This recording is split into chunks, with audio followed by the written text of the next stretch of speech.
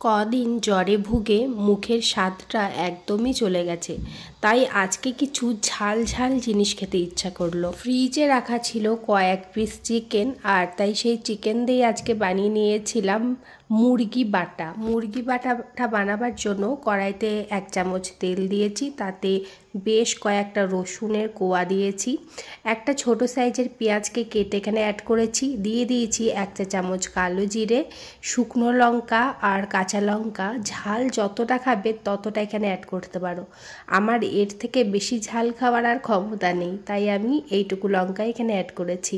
তারপরে দিয়ে দিয়েছি চিকেনের পিস, মিডিয়াম সাইজের 3 পিস চিকেন এখানে আমি দিয়েছি, আর দিয়েছি স্বাদ অনুযায়ী নুন। তো এইভাবে চিকেনটাকে ভালো করে ঢাকা দিয়ে দিয়ে সমস্ত কিছুর সঙ্গে ভেজে নিয়েছিলাম যতক্ষণ না চিকেনটা একদম সুন্দরভাবে সেদ্ধ হয়ে আসছে।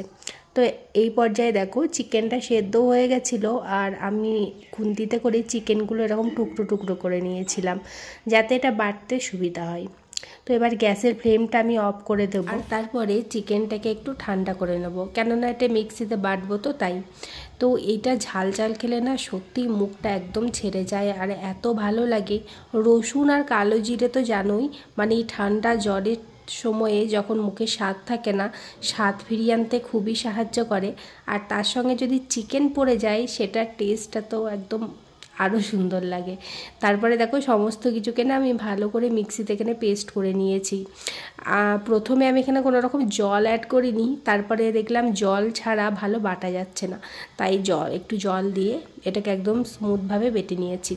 আর বাটার পরে ওই কড়াইতেই আবার এটাকে আমি ঢেলে দিয়েছি। তোমরা চাইলে এখানে আবার একটু তেল অ্যাড করতে পারো, তো আমি আর বেশি তেল দিলাম না। তারপরে ভালোভাবে এটাকে নেড়ে নেবো যতক্ষণ না এটা একদম ড্রাই হয়ে আসছে। এখন এই মুরগি বাটাটা একদম রেডি হয়ে গেছে। এবার আমি গ্যাসের ফ্লেমটা অফ করে দেবো, আর তারপর গরম গরম ভাতের সঙ্গে এটাকে আমি সার্ভ করে নেব। ওপর দিক দিয়ে একটু কাঁচা তেল দিয়ে দিতে পারো যদি তোমাদের পছন্দ হয়, আমার তো একদম পছন্দ না, ভিডিও করছি বলে ওপর দিক দিয়ে আমি একটুখানি দিয়ে দেখালাম আর কি। শুকনো ভাতের সঙ্গে এই মুরগি বাটাটা মেখে খেতে না অসাধারণ লাগছিল। তোমাদের কেমন লাগলো আজকের রেসিপিটা অবশ্যই কমেন্টে জানাবে।